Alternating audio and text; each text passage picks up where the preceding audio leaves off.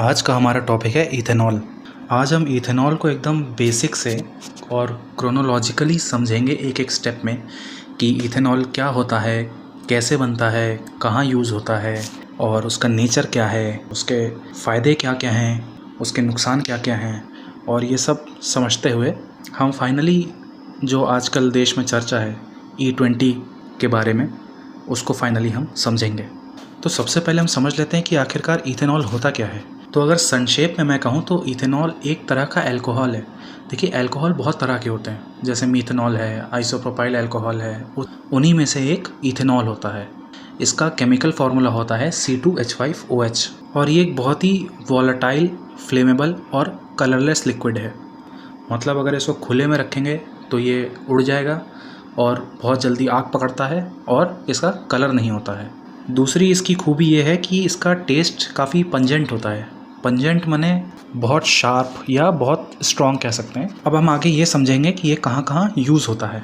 तो सबसे पहले मैं एक फैक्ट बताना चाहूँगा कि इथेनॉल को हम लोग ड्रिंकिंग अल्कोहल भी कहते हैं। तो जैसा कि आप नाम से समझ ही गए होंगे कि अब ये कहाँ यूज़ होता है।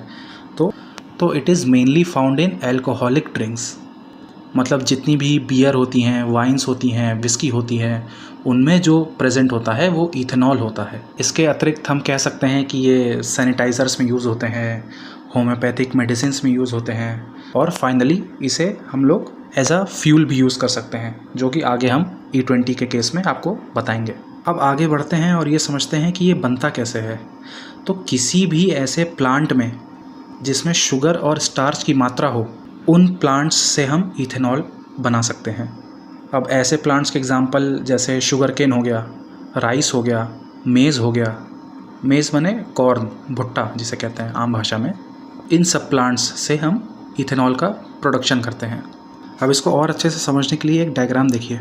तो ये डायग्राम हमें बताता है कि अगर हमारे पास राइस या मेज़ का प्लांट है तो उससे हम इथेनॉल कैसे बनाएंगे। दूसरा, या तो अगर हमारे पास शुगर केन की क्रॉप है तो उससे हम इथेनॉल कैसे बनाएंगे। तो सबसे पहले हम ये देखते हैं कि अगर हमारे पास राइस और मेज़ की क्रॉप है तो उससे हम इथेनॉल कैसे प्रोड्यूस करेंगे। तो होता क्या है, मोटा मोटा सबसे पहले राइस और मेज़ जो है उससे हम स्टार्च एक्सट्रैक्ट करते हैं। उस स्टार्च से हम शुगर बनाते हैं। शुगर में ईस्ट डाला जाता है और जब ईस्ट शुगर को कंज्यूम करता है, खाता है, तो एक प्रोसेस स्टार्ट होता है जिसको हम कहते हैं फर्मेंटेशन। और इसी फर्मेंटेशन प्रोसेस से हम इथेनॉल बनाते हैं। अब सिमिलरली अगर हमारे पास शुगर केन की क्रॉप है तो उससे हम डायरेक्ट शुगर एक्सट्रैक्ट कर सकते हैं। यहाँ पे स्टार्च एक्सट्रैक्ट करने का प्रोसेस जो है वो नहीं होता है। शुगर केन से हम डायरेक्ट शुगर एक्सट्रैक्ट कर लेंगे तो एक स्टेप आगे पहुँच जाते हैं हम एज़ कम्पेयर टू राइस और मेज़ की क्रॉप से अगर हमें इथेनॉल बनाना है तो। अब शुगर केन से हमने शुगर एक्सट्रैक्ट कर लिया और सिमिलरली सेम प्रोसेस हुआ। यहाँ पे भी हमने शुगर में ईस्ट डाला, ईस्ट ने जब शुगर को कंज्यूम किया, खाया, तो यहाँ पे फर्मेंटेशन प्रोसेस हुआ जिससे इथेनॉल बन गया। तो यहाँ पे हमने देखा कि हम राइस और मेज़ की क्रॉप से कैसे इथेनॉल बनाएंगे और अगर हमारे पास शुगर केन है तो शुगर केन की क्रॉप से भी हम कैसे इथेनॉल बनाएंगे।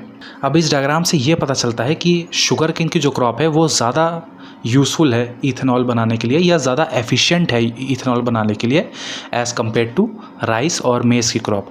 क्योंकि राइस और मेज़ की क्रॉप से अगर हम इथेनॉल बनाएंगे तो वहाँ पे हमारा एक स्टेप बढ़ जाता है कि पहले हम उसको स्टार्च में बदलेंगे, फिर स्टार्च से शुगर में बदलेंगे। लेकिन अगर शुगर केन की क्रॉप है हमारे पास तो हम उसे डायरेक्ट शुगर में बदल करके इथेनॉल के प्रोसेस को थोड़ा जल्दी बना सकते हैं। इसीलिए शुगर केन की जो क्रॉप है is majorly use for the production of ethanol.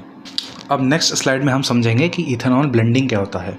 तो इथेनॉल ब्लेंडिंग का आसान सा मतलब ये है कि इथेनॉल को पेट्रोल में मिक्स कर देना और फिर जो रिजल्टेंट मिक्सचर बना उसको एज अ फ्यूल यूज़ करना व्हीकल्स में। इंस्टेड ऑफ हम प्योर पेट्रोल यूज़ करें, हम पेट्रोल में इथेनॉल मिला के उसको एज अ फ्यूल यूज़ करेंगे गाड़ियों में। तो इस प्रोसेस को हम कहेंगे इथेनॉल ब्लेंडिंग। तो अब इसी कंसेप्ट से हम समझेंगे आगे कि तरह तरह की जो इथेनॉल ब्लेंडिंग होती है, जैसे E5 हो गया, E10 हो गया, E20 हो गया, E85 हो गया, इन सब का मतलब क्या होता है। तो जैसे अगर हम E5 की बात करते हैं तो E5 का सिंपल सा मतलब ये है, E मतलब यहाँ पे इथेनॉल और 5 मतलब 5% इथेनॉल, मतलब ऐसा फ्यूल, ऐसा इथेनॉल और पेट्रोल के मिक्सचर वाला फ्यूल जिसमें 5% इथेनॉल की मात्रा हो, उसको हम E5 कहेंगे। सिमिलरली ऐसा पेट्रोल और इथेनॉल का मिक्सचर वाला फ्यूल जिसमें इथेनॉल की मात्रा 10% हो, उसको हम E10 कहेंगे। सिमिलरली इथेनॉल की मात्रा 20% होगी तो हम E20 कहेंगे, 85% होगी तो E85 कहेंगे। As simple as that. अब आपके मन में एक सवाल आएगा कि हम सिर्फ पेट्रोल यूज़ क्यों नहीं करते हैं 100%, ये इथेनॉल मिलाने की ज़रूरत क्या है, सिर्फ पेट्रोल यूज़ करके भी गाड़ी चला सकते हैं। तो इसका मेजर रीज़न ये है कि इंडिया जो है वो 90% अप्रॉक्सीमेटली क्रूड ऑयल इंपोर्ट करता है। मतलब इंडिया क्रूड ऑयल के लिए बाहर के देशों पे बहुत ही ज़्यादा निर्भर है, और क्रूड ऑयल वही चीज़ है जिससे पेट्रोल बनता है। तो अब अगर हम सिर्फ पेट्रोल से गाड़ियाँ चलाएंगे तो इंडिया और भी ज़्यादा डिपेंडेंट हो जाएगा बाहर के देशों पे, क्योंकि तब उसे क्रूड ऑयल इंपोर्ट करने की मात्रा बढ़ानी पड़ेगी, जिससे देश का पैसा बाहर जाएगा और वो इंडिया की इकॉनमी के लिए और आत्मनिर्भर भारत के लिए एक बुरी बात है। और इसी के चलते 2014 में इंडिया सिर्फ 1.5% ही इथेनॉल वाला फ्यूल बेचता था, जो कि 2025 तक 20% हो चुका है। और अब आप जिस भी पेट्रोल पंप पे पेट्रोल भरवाएंगे तो आपको 20% इथेनॉल वाला फ्यूल ही आपको मैंडेटरी मिलेगा। हालांकि इंडिया ने एम किया था कि 2030 तक हम 20% इथेनॉल ब्लेंडिंग कर लेंगे, मतलब E20 फ्यूल हम 2030 तक बेचेंगे, और इस एम को इंडिया ने 5 साल पहले ही अचीव कर लिया। अब नेक्स्ट स्लाइड में हम ये समझेंगे कि इस E20 पेट्रोल यूज़ करने के और क्या क्या फ़ायदे या नुकसान हैं। तो पहला फ़ायदा तो मैंने पहले ही बता दिया था कि reduced dependence on crude oil imports, कि E20 पेट्रोल यूज़ करने पे हमें बाहर के देशों से क्रूड ऑयल इंपोर्ट करने की जो नीड है उसमें एक रिडक्शन आएगा। इथेनॉल ब्लेंडेड फ्यूल यूज़ करने का दूसरा एडवांटेज हम ये कह सकते हैं कि ये इनडायरेक्टली फार्मर्स की इनकम में बढ़ोतरी लाएगा। वो ऐसे कि अगर इथेनॉल ब्लेंडेड फ्यूल का यूज़ बढ़ता है तो इसके लिए इथेनॉल का प्रोडक्शन भी इंक्रीज़ करना पड़ेगा, और अब अगर इथेनॉल का प्रोडक्शन इंक्रीज़ करना है तो इथेनॉल जिस क्रॉप्स से बनता है, जैसे शुगर केन, राइस, मेस, इन सब का प्रोडक्शन भी इंक्रीज़ करना पड़ेगा। और इन सभी क्रॉप्स का प्रोडक्शन इंक्रीज़ होने का मतलब है कि फार्मर्स की इनकम भी इंक्रीज़ होना, क्योंकि ये सारी क्रॉप्स जो हैं वो फार्मर ही अपने खेत में उगाते हैं। तो इनडायरेक्टली हम ये कह सकते हैं कि इथेनॉल ब्लेंडेड फ्यूल यूज़ करने से फार्मर की इनकम में बढ़ोतरी देखी जा सकती है। अब third example ethanol blended fuel use करने का ये है कि इथेनॉल ब्लेंडेड फ्यूल व्हीकल्स में यूज़ करने से जो ग्रीन हाउस गैसेस निकलेंगी वो काफ़ी कम होंगी एज़ कम्पेयर टू उन गाड़ियों से कंपेयर करें जिसमें pure petrol as a fuel use किया जाता है। तो अब अगर ग्रीन हाउस गैसेस कम एमिट हो रही हैं, इसका मतलब है कम पोल्यूशन होगा और हमें क्लाइमेट चेंज और ग्लोबल वार्मिंग जैसे इश्यूज़ से लड़ने में हेल्प मिलेगी। तो हेंस हम ये कह सकते हैं कि ethanol blended fuel is more environment friendly option than using pure petrol as a fuel. अब ये तो थी सब एडवांटेजेस। अब हम बात करेंगे कुछ डिसएडवांटेजेस के बारे में। तो पहला डिसएडवांटेज ये है कि अगर हम इथेनॉल ब्लेंडेड फ्यूल को अपनी गाड़ियों में यूज़ करेंगे तो हमें फ्यूल एफिशिएंसी, या जिसको हम आम भाषा में माइलेज कहते हैं, उसमें हमें गिरावट देखने को मिलेगी। वो इसलिए क्योंकि इथेनॉल की जो एनर्जी पर यूनिट वॉल्यूम होती है वो काफ़ी कम होती है अगर हम उसे प्योर पेट्रोल से कंपेयर करें तो।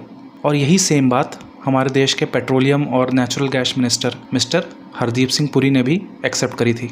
दूसरा डिसएडवांटेज ये है कि इथेनॉल बनाने के लिए जो क्रॉप्स जैसे sugar, rice, maize as a raw material use होती हैं, उन्हें उगाने से ले करके फाइनली उनके इथेनॉल के कन्वर्जन तक के पूरे प्रोसेस में काफ़ी ज़्यादा वाटर यूज़ होता है।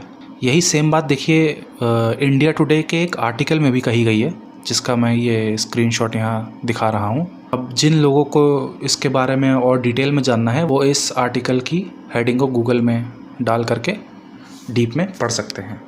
तीसरा डिसएडवांटेज ये है कि अगर इथेनॉल ब्लेंडेड फ्यूल का यूज़ बढ़ता है तो इसके लिए इथेनॉल का प्रोडक्शन बढ़ाना पड़ेगा, और इथेनॉल का प्रोडक्शन में गन्ना यानी शुगर केन एक बहुत ही इम्पॉर्टेंट रॉ मटेरियल है, जैसा कि मैं पहले भी बहुत बार बता चुका हूँ। अब अगर शुगर केन का ज़्यादा यूज़ इथेनॉल के प्रोडक्शन में होने लगेगा तो नॉर्मल खाने वाली जो शुगर होती है उसकी सप्लाई कम होने के चांसेस बढ़ जाएंगे, जिसके कारण शुगर का परचेज प्राइस ऑटोमेटिकली बढ़ जाएगा। इसी सेम टॉपिक पर मैं एक द हिंदू का आर्टिकल का स्क्रीनशॉट लगा दे रहा हूँ, तो सिमिलरली जिसको और डीप में इसके बारे में जानना है वो पढ़ सकता है आर्टिकल की हेडिंग गूगल करके। अब यहाँ पर हमने इथेनॉल ब्लेंडेड फ्यूल यूज़ करने के मेजर फ़ायदे और नुकसान दोनों देख लिए। अब हम बात करेंगे जो देश में आजकल इसको लेकर के एक कंट्रोवर्सी चल रही है कि सोशल मीडिया के ज़रिए वीडियो पोस्ट कर रहे हैं कई सारे लोग और ऐसा क्लेम कर रहे हैं कि इथेनॉल ब्लेंडेड फ्यूल उनकी गाड़ी की सेहत के लिए सही नहीं है। लेकिन वहीं दूसरी तरफ सरकार, रिसर्चर्स और ऑटोमोबाइल इंडस्ट्रीज़ के एलीट प्लेयर्स इन सभी क्लेम को सिरे से खारिज कर रहे हैं। जैसे कि सबसे पहले आप ये द टेलीग्राफ न्यूज़पेपर की रिपोर्ट देखिए, जिसमें IIT कानपुर के researchers along with automobile industries के एक्सपर्ट्स ये मान रहे हैं कि E20 पेट्रोल हमारी गाड़ियों के इंजन के लिए हार्मफुल नहीं है। सिमिलरली एक दूसरे न्यूज़ आर्टिकल जो कि मनी कंट्रोल वेबसाइट का है, फिर से बड़ी बड़ी ऑटोमोबाइल कंपनीज़ जैसे मारुति सुजुकी, टोयोटा वगैरह इवन यहाँ तक कह रही है कि E20 फ्यूल यूज़ करने से हमारी पुरानी गाड़ियाँ भी सेफ़ हैं। अब आगे हम देखेंगे कि इंडिया के अलावा दुनिया में ऐसे कौन कौन से देश और हैं जो E20 या उससे ऊपर के इथेनॉल ब्लेंडेड फ्यूल का यूज़ करते हैं। तो ऐसे देशों में सबसे पहले ब्राज़ील आता है, जो कि E20 7.5 से लेकर के E30 तक का ethanol blended fuel sell out करता है। And certain flex fuel cars के लिए E100 फ्यूल भी अवेलेबल है। फ्लेक्स फ्यूल कार आसान भाषा में ऐसा समझ लीजिए कि सर्टेन स्पेशल मॉडिफाइड कार्स हैं जो कि हायर परसेंटेज ऑफ इथेनॉल को as a fuel safely use कर सकती हैं। जैसे कि आप ब्राज़ील के केस में देख सकते हैं कि यहाँ पे E100 अवेलेबल है, जिसका मतलब है कि यहाँ पे प्योर 100% इथेनॉल से कार चल रही हैं। बाकी और देश के एग्जांपल्स जैसे पैराग्वे जहाँ पे E30 फ्यूल यूज़ में है, फिर नेक्स्ट इंडिया जो कि मैं ऑलरेडी आपको बता ही चुका हूँ, nation wide E20 fuel mandatory हो गया है। सिमिलरली जिम्बाब्वे में भी इंडिया की तरह nationwide E20 fuel mandatory है। नेक्स्ट थाईलैंड को देखते हैं जहाँ पे E20 as a main fuel sell out किया जाता है, और सर्टेन केसेस में जैसे कि फ्लेक्स फ्यूल व्हीकल्स हो गए उनमें E85 भी ऑफ़र किया जाता है। नेक्स्ट है बोलीविया जो कि E25 की तरफ बढ़ रहा है। उसके बाद आता है यूनाइटेड स्टेट्स जहाँ पर मैक्सिमम केसेस में E10 और E15 as a standard fuel available है, लेकिन सर्टेन वही फ्लेक्स फ्यूल कार के लिए E85 भी अवेलेबल है। और लास्टली फ़िलीपींस को देखते हैं जहाँ पर मैंडेटरी E10 फ्यूल अवेलेबल है, लेकिन अगर आप चाहें तो वॉलंटरी E20 फ्यूल भी यूज़ में ले सकते हैं। तो इसी के साथ मैं समझता हूँ कि इथेनॉल और उससे रिलेटेड टॉपिक्स को लेकर के आप सभी के एक बेसिक अंडरस्टैंडिंग हो गई होगी।